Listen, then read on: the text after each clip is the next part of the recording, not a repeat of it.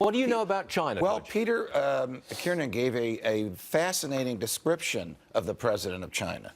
Does the president of the United States know as much about him as you do? Does he know the survivor that he is? He's a survivor. He's also an interesting guy. For instance, he got divorced and sort of got off track on his career, and he decided to marry a woman who was much more famous than he was, the most famous folk singer in all of China. So that would be like Mitt Romney losing the election and then marrying Dolly Parton. He basically married someone exceptionally well known. Quite a couple, huh? Quite a picture. Anyway, she got him back on track. He got his career back on track. And I'll tell you one other thing about this guy that's interesting. When he came to the United States, you know, these guys normally want to get a tour of New York and all the fancy places. He said, I want to go live on an Iowa hog farm. And so he spent time, not at a photo op, he lived on the farm with those Iowa hog farmers. He wanted to understand how those men and women live their lives. Wow. So 3 years ago, after he's president, he comes back and he meets, of course, with Obama.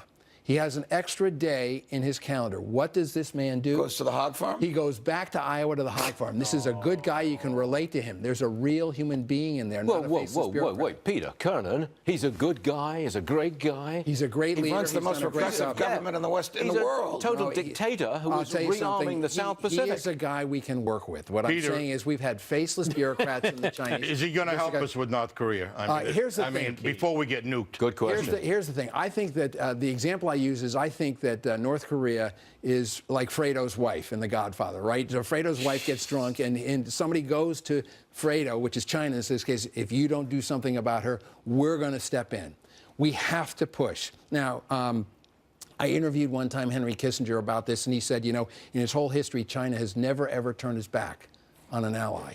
So building our strategy on having China turn its back on North Korea is a mistake. I think we can provide some cover so they will give some strong sanctions to North Korea.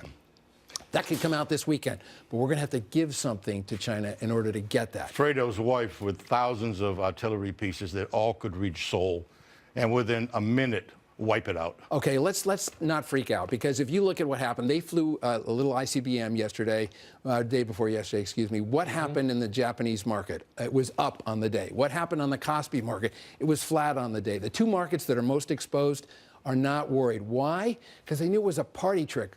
What happens is this Korean dictator wants to be the most talked about person in Palm Beach this weekend. That's why he flew that rocket.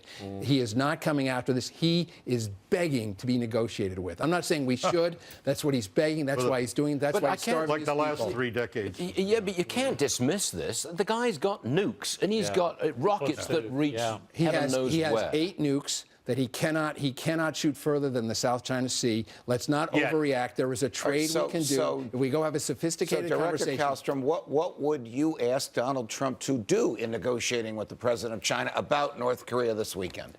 Well, if not, my view, if they're not going to really play hardball with North Korea, I mean, we have no good options. Seriously, without massive death.